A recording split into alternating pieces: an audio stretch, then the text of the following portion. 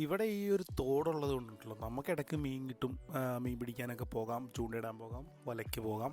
നമ്മളിത് നല്ല കപ്പയും മീൻ കറി കൂട്ടി കഴിച്ചുകൊണ്ടിരിക്കുമ്പോണ്ടല്ലോ രണ്ടുപേര് വലയിട്ട് ഇറങ്ങിയിട്ടുണ്ട്. അപ്പോൾ നമുക്ക് നോക്കാം എന്തെങ്കിലും കിട്ടുന്നുണ്ടോ എന്ന് നോക്കാം. അവർ വയമ്പിന് കണ്ടുകൊണ്ട് പതുക്കെ വള്ളമായിട്ട് ന്യൂട്രലിൽ പോയാണ് കേട്ടോ. അനങ്ങാതെ ചെന്നിട്ട് വേണം വീശാനായിട്ട്. വള്ളത്തിൽ നിന്ന് വീശാൻ ഒരു പ്രത്യേക കഴിവ് തന്നെ വേണം കേട്ടോ. ഏതായാലും അവർ വീശിട്ട് നമുക്ക് നോക്കാം. ആ ഒരു വല വീശിയിട്ടുണ്ട്. കുഴപ്പമില്ലാത്ത രീതിയിൽ വയമ്പ് നമുക്ക് കിട്ടിട്ടോ. പക്ഷേ ഇതിലൊരു കിടിലൻ ടെസ്റ്റ് ഉണ്ട്. ഇന്ന് രാത്രി ഞങ്ങൾ കായലിൽ വീശാൻ പോയി.